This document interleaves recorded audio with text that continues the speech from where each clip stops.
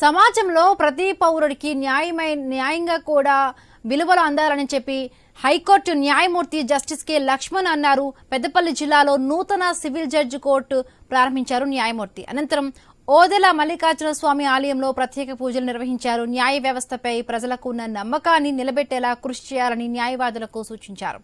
కోర్టులో న్యాయవాదులు జడ్జీల ప్రవర్తన మార్గదర్శకాల మేరకు మర్యాదగా ఉండాలన్నారు.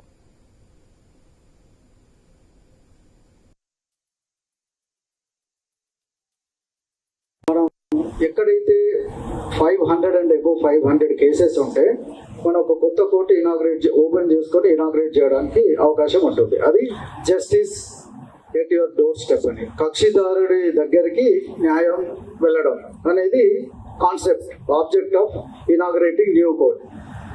అది ఒకటి. నా ప్రకారం పెండెన్సీ కూడా ఇంపార్టెంట్.